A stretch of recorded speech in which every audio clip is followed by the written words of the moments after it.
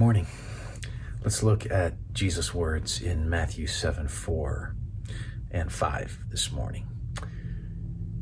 He has said in verse 3, why do you see the speck that is in your brother's eye, but do not notice the log that is in your own eye? Verse 4, or how can you say to your brother, let me take the speck out of your eye, when there's the log in your own eye? It's a great question. How can you honestly look at somebody else and go, you got to fix that when you've got the same problem? It's a great question. Verse 5, you hypocrite, first take the log out of your own eye, and then you'll see clearly to take the speck out of your brother's eye. The log, Jesus says, is causing you the inability to see clearly. You're looking and you can't see what your brother or sister actually needs.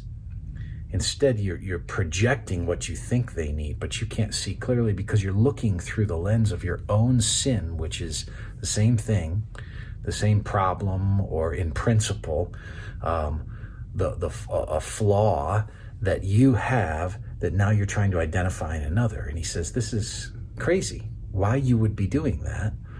Because you're out over your skis. You're trying to write checks morally that you can't cash. You're giving instruction and how-tos from a manual that you've never yourself read, right?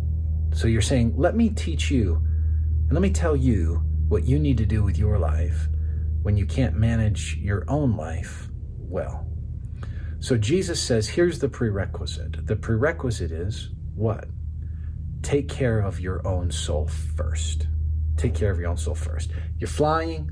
What are you supposed to do if the pressure changes in the cabin?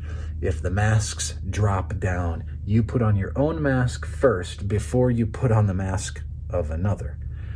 As life happens, you identify your own sin and then you act on it. Not just identify. You don't just say, well, I know I've got this problem and you've got it too. So you got to take care of it. No. You identify the problem, but you step beyond that. It's not just identifying the problem. It's identifying the problem and acting in such a way as to deal with the sin issues of your own heart, your own life, and you begin to resolve it before you begin to minister to another what they need to do. You can't get the order flipped. And it's not just a matter of you don't have the right to. It's a matter that you actually can't see clearly.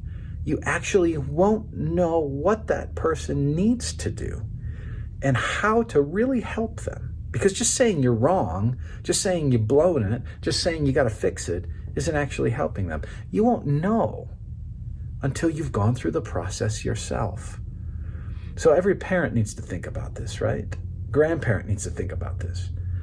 Are you pointing out things that you actually are doing yourself?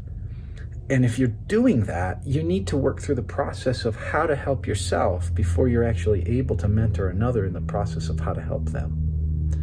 Wise words from Jesus, practical words from Jesus, words that actually make for good discipleship from Jesus.